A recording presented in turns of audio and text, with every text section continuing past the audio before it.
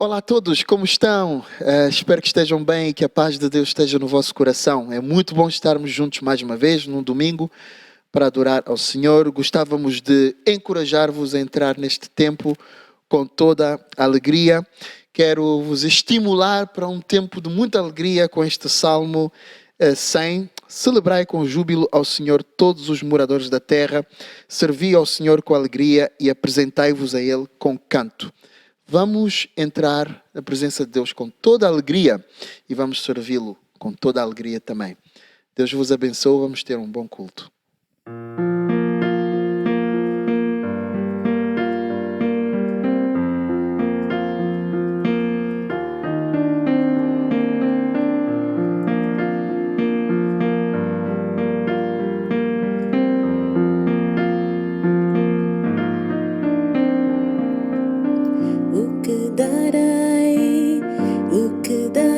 Senhor, pelos benefícios feitos a mim, me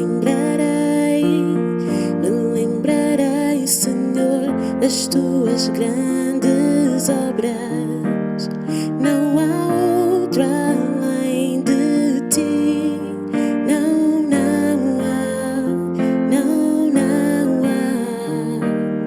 Meu desejo é te adorar mais e mais.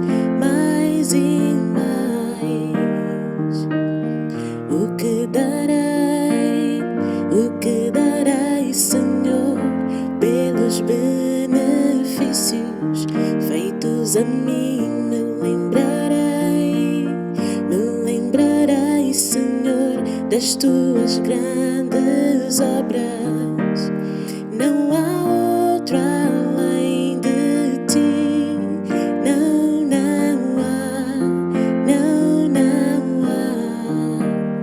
Meu desejo é te adorar mais e mais, sem limites. Me entregarei, adorarei. Maravilhoso Deus, mais que palavras, te dou meu coração. Recebe o melhor da minha adoração.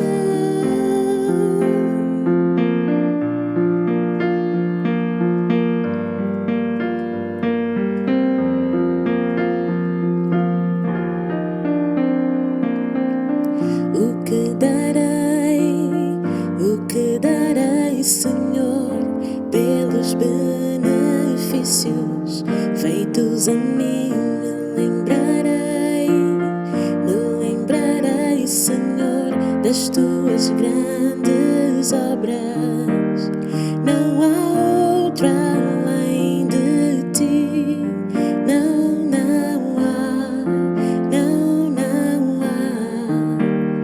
Meu desejo é te adorar mais e mais, sem limites. Me entregarei,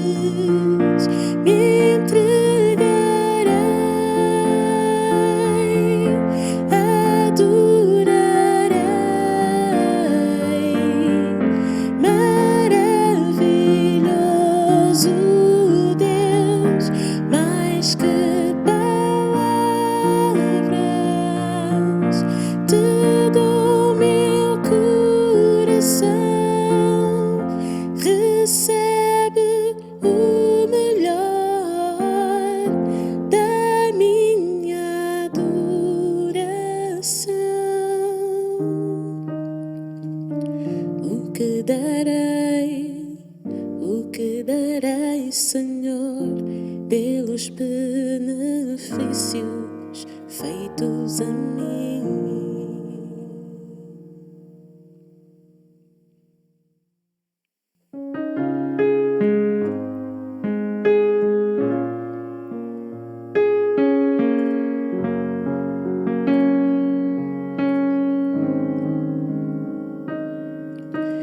Purifica-me, quero ser como ouro, preciosa prata. Purifica-me, que eu seja como ouro, puro ouro, fogo de Deus. O meu desejar é ser santo, separado para ti, Deus. Eu escolho ser santo, separado para ti, meu mestre, para te obedecer. Purifica-me, santo eu quero ser, por dentro limpo. Purifica-me, limpa-me de ter pecado em mim, fogo de Deus. O meu desejar é ser santo, separado para ti, Deus. Eu escolho ser santo, separado para ti, meu mestre, para te obedecer. Fogo de Deus, o meu desejar é ser santo, separado para ti, Deus. Eu escolho ser santo, separado para ti, meu mestre, para te obedecer,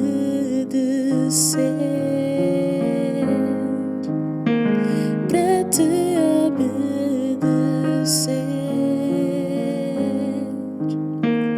para te obedecer.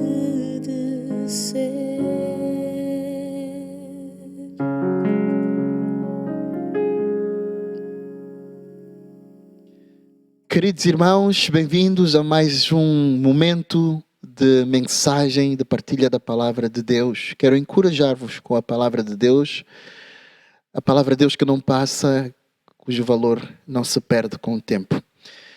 Quero encorajar-vos em Josué 24:14. O tema é a importância da tua decisão de servir a Deus. A importância da tua decisão de servir a Deus.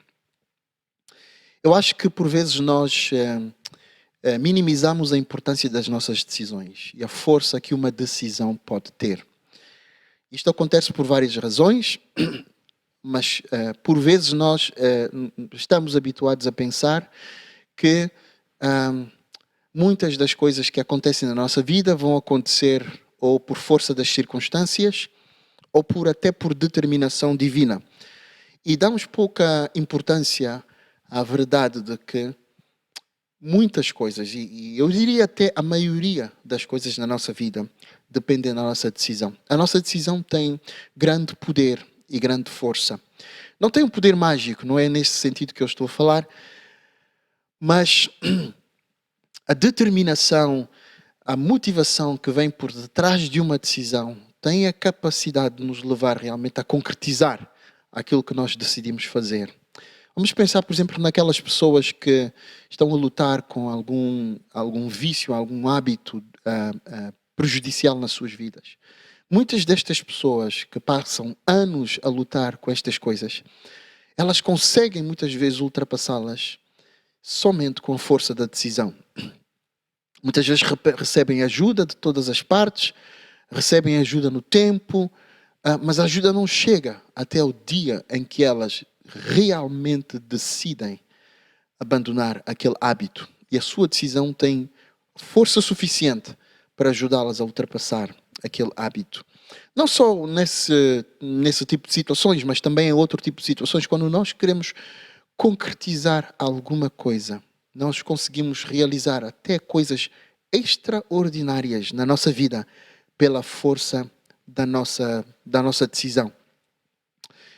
Mas isto não quer dizer que quando nós tomamos uma decisão de realizar alguma coisa, de fazer alguma coisa, essa coisa será fácil de concretizar. Acho que todos nós sabemos que quando tomamos uma decisão de fazer alguma coisa, vão aparecer estímulos de dentro com isto quer dizer estímulos no nosso interior e estímulos também no nosso exterior, nas circunstâncias à nossa volta, para nos impulsionar a sair da linha daquela decisão que nós tomamos, a nos desviar, no fundo, da decisão que nós tomamos. Portanto, sempre que decidimos fazer alguma coisa, há esses obstáculos que aparecem à nossa frente para nos impedir de realizar aquilo que nós decidimos. Então, a probabilidade de concretização daquilo que nós decidimos será maior, tanto maior ou quanto maior for a força da nossa decisão. Se a tua decisão não foi bem ponderada, se a tua decisão não vem do fundo do coração, se a tua decisão não for sincera, se a tua decisão não for consciente, isto é, se não pensaste muito bem nas implicações da tua decisão, se a tua decisão não for baseada nos motivos certos, ela não vai trazer concretização daquilo que tu decidiste fazer. Por isso, muitas pessoas, várias vezes na sua vida, fazem decisões que não resultam em nada. Fazem decisões e depois de algum tempo, aparece, lá está, um estímulo contrário a essa decisão, um estímulo interior, do seu interior, dos seus sentimentos, dos seus desejos, dos seus pensamentos, das suas inclinações, das suas emoções, ou um estímulo do exterior. Pode ser uma palavra negativa de alguém, pode ser uma reflexão que nós lemos, que nós ouvimos, pode ser uma circunstância difícil que está a acontecer. Portanto, aparece um estímulo que enfraquece a sua decisão e a sua decisão não resulta em nada. Portanto, repito novamente este pensamento porque é importante. A concretização daquilo que nós decidimos será mais provável quanto mais decisiva for a nossa decisão. Isto significa uma decisão ponderada, uma decisão consciente, uma decisão que tem por detrás os motivos certos, uma decisão também consciente das implicações. Por que é que eu estou a falar sobre isso? Porque para o povo de Deus, por exemplo, para o povo de Israel, foi sempre uma questão. Houve momentos que estavam com Deus, que eram fiéis a Deus, que andavam com Deus. Mas muitas vezes esses momentos eram curtos no tempo, eram demasiado curtos até para dizer a verdade. Porque apareciam estímulos, muitos estímulos nas circunstâncias, e eles abandonavam a sua decisão, deixavam a sua decisão para trás. Isso aconteceu, por exemplo, quando o povo saiu do Egito, o povo de Israel foi libertado do Egito e começou a andar pelo deserto para ir para a terra prometida que Deus tinha prometido a eles. Quando eles saíram do Egito, eles estavam cheios de entusiasmo e eles diziam: nós queremos servir o Deus verdadeiro, o Deus único, que nos tirou da escravidão. Mas quando começaram a andar pelo deserto, apareceram desafios tais como fome, como sede, porque muitas vezes não tinham o que comer, muitas vezes não tinham o que beber. Começaram a aparecer desafios tais como ter inimigos atrás deles.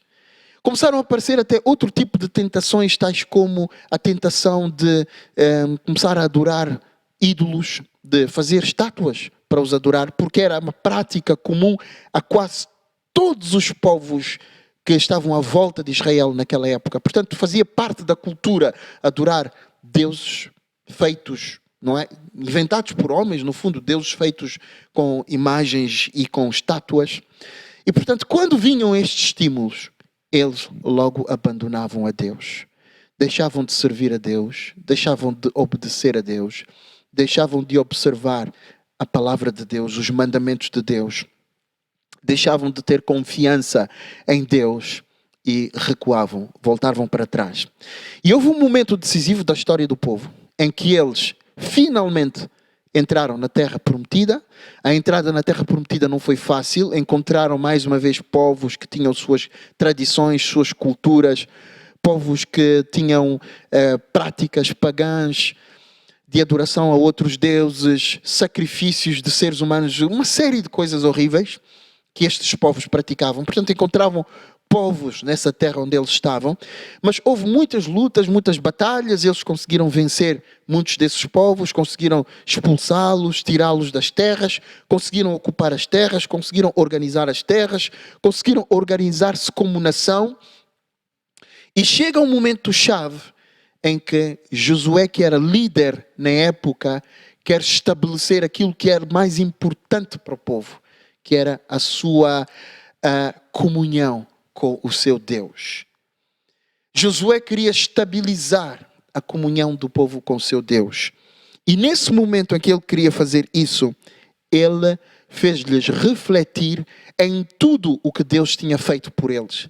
Fez-lhes lembrar que Deus é que lhes tinha tirado daquele sofrimento duro que eles passaram por mais de 400 anos no Egito.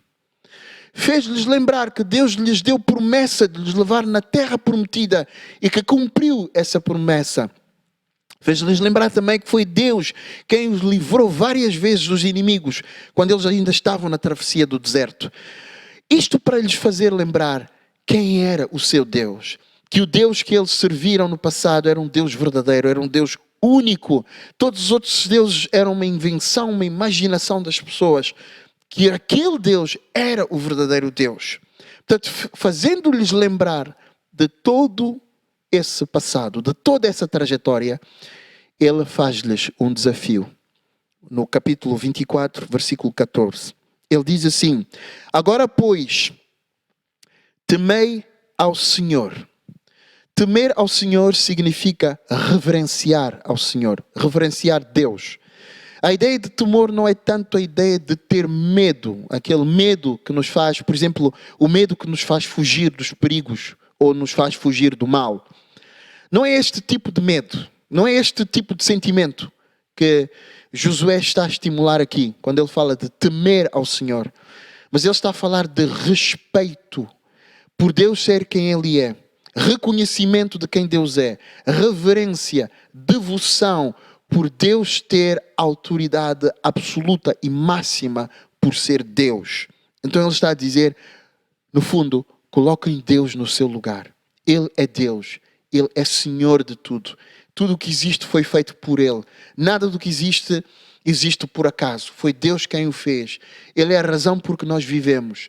Ele é a razão por que nós temos fôlego para respirar. Ele é a razão por que nós temos energia para ir trabalhar. Ele é a razão por que nós temos forças para cuidar das nossas famílias. Se Deus retirar-nos a sua graça, nós deixamos de existir. Nós não podemos viver à parte de Deus. Sendo Ele quem Ele é, Ele merece a nossa devoção, o nosso respeito e toda a nossa dedicação. Então a expressão temer aqui tem a ver com isso. Depois ele diz também, e serviu com sinceridade e com verdade. Sim, porque eles deram provas de que muitas vezes, ao dizerem, Senhor, nós queremos te servir, eles não estavam a ser sinceros. E a prova disso é que a decisão deles não demorava muito tempo. Eles faziam essa decisão exuberante e passado muito pouco tempo, ao mínimo desafio, ao mínimo estímulo, eles já estavam dispostos a abandonar Deus novamente e a deixar a Deus. Voltando àquilo que eu disse no início, era prova de que a decisão deles não era séria, que a decisão deles não era verdadeira, que a decisão deles não era sincera. E é assim na nossa vida também. Tomamos muitas decisões que não são sinceras, que não são sérias e que não são verdadeiras. Por isso não trazem uma atitude de constância, não trazem um resultado constante na nossa vida. Então ele diz, servi a Deus com sinceridade e com verdade e deitai fora os deuses aos quais serviram os vossos pais de além do rio e no Egito e servi ao Senhor. Porém, se vos parecer mal aos vossos olhos servir ao Senhor, escolhei hoje a quem sirvais, se os deuses a quem serviram os vossos pais, que estavam de além do rio, ou os deuses dos amorreus, em cuja terra habitais. Porém, eu e a minha casa serviremos ao Senhor. Josué está a dizer, servir a Deus ou não servir a Deus. Servir a Deus ou ser indiferente a Deus. Servir a Deus ou servir a ídolos. E nos nossos tempos, qualquer outra coisa pode substituir um ídolo feito por mãos humanas, uma estátua. Qualquer coisa que ocupa a primazia na nossa vida, que ocupa o lugar que só pertence a Deus, torna-se um ídolo. E neste sentido, o nosso filho pode se tornar um ídolo, a nossa esposa pode se tornar um ídolo, a família pode se tornar um ídolo, o trabalho pode se tornar um ídolo, o dinheiro pode se tornar um ídolo, o descanso pode se tornar um ídolo. Qualquer coisa que é boa em si, que Deus fez, se ocupa o lugar que só pertence a Deus, torna-se um ídolo. Então ele está a dizer aqui que a decisão de servir ou a Deus ou aos ídolos é uma escolha nossa. Era uma escolha do povo nessa época e era uma escolha nossa. Isto é uma questão de decisão. É o que ele está a dizer aqui, decidam. Ninguém vai decidir por vocês. Deus não vai descer dos céus para tomar essa decisão por vocês. Vocês têm que decidir. Porque Deus vos fez como pessoas livres, com uma capacidade de fazer escolhas, o que implica também responsabilidade.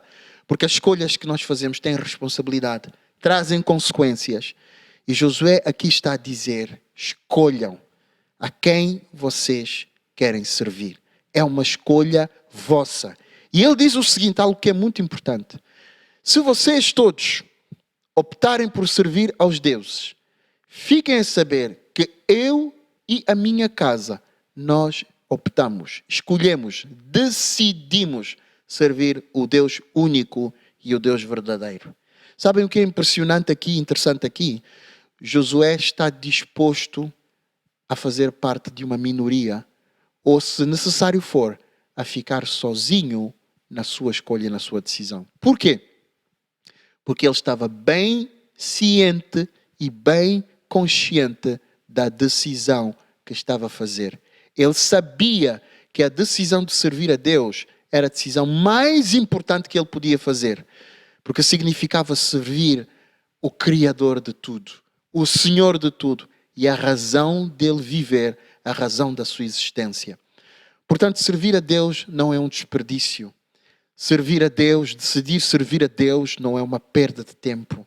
Decidir servir a Deus é a coisa mais importante que nós podemos decidir.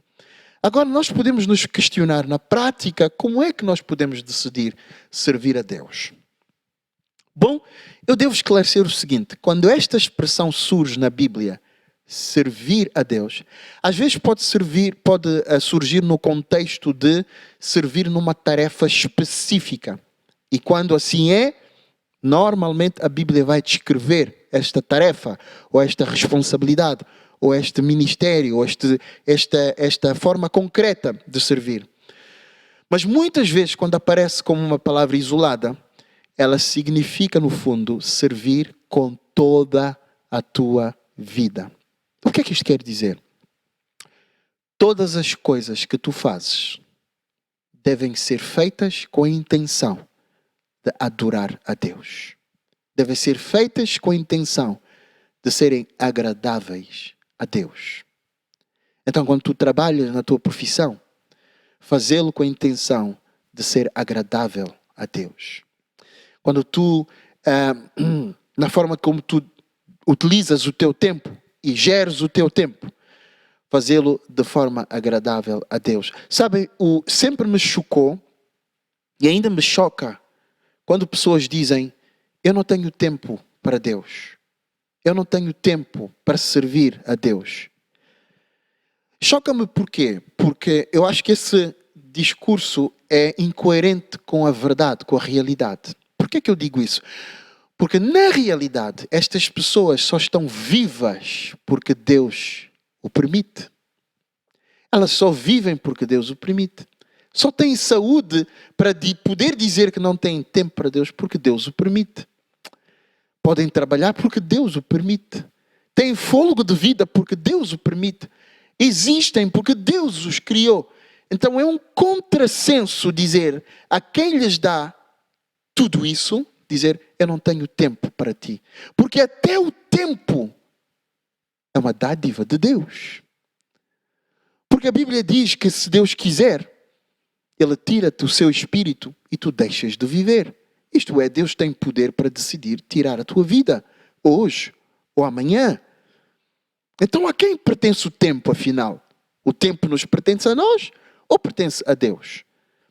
O tempo pertence a Deus. A quem pertence o teu corpo, afinal? A ti ou a Deus? Pertence a Deus, porque Ele é que o criou.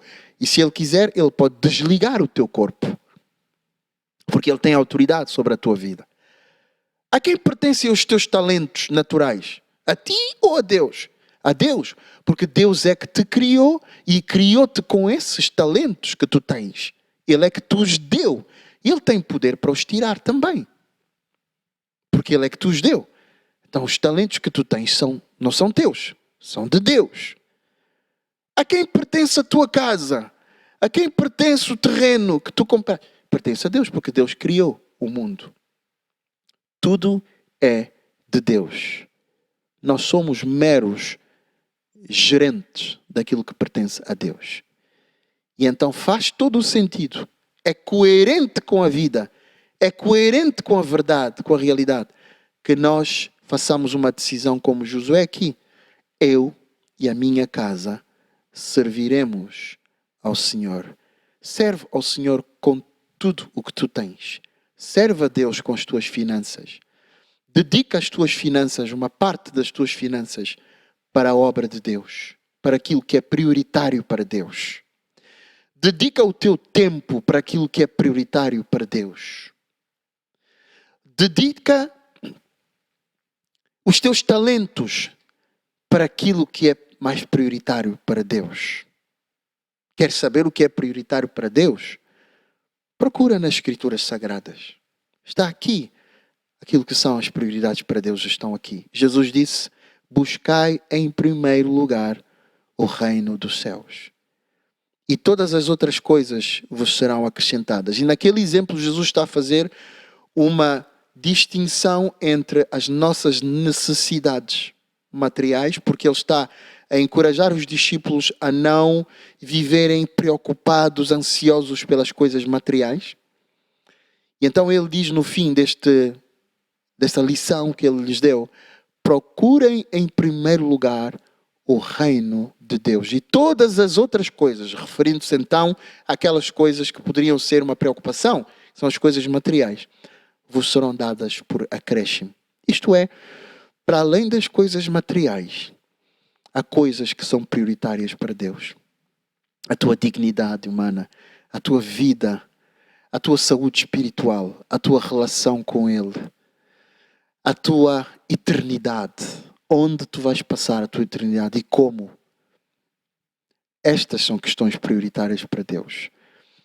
Então dediquem-se a servir a Deus. Não há nada mais importante e nenhuma outra coisa devia assumir primazia na nossa vida, senão servir a Deus. Sirvam-no com tudo o que fazem, com tudo o que realizam. Como diz a palavra de Deus, tudo o que fizerem, façam-no para a glória de Deus. Que Deus vos possa encorajar, que Deus vos possa animar a servi-lo através desta palavra. Eu e a minha casa serviremos ao Senhor. Vamos ficar em oração para que Deus realize isso nas nossas vidas. Senhor, não está na nossa disposição natural o querer servir-te. O que está na nossa disposição natural é querer servir-nos a nós próprios. Eu peço ao Senhor, pela força do Teu Espírito Santo, que pode todas as coisas, que Tu mudes a disposição de cada um de nós que está a presenciar esta mensagem, Senhor. Muda a disposição do nosso coração, para que ao invés de estarmos predispostos a servir-nos a nós próprios, estejamos acima de todas as coisas, dispostos a servir-te a Ti, a servir a Tua palavra, a servir os Teus mandamentos. Senhor, não há nada mais importante do que isso. Entra na nossa vida e faz as mudanças necessárias que vão nos transformar em verdadeiros servos Teus. Peço isso no nome de Jesus Cristo. Amém. Deus vos abençoe a todos. Tenham uma ótima semana e estamos juntos no próximo domingo. Deus vos abençoe.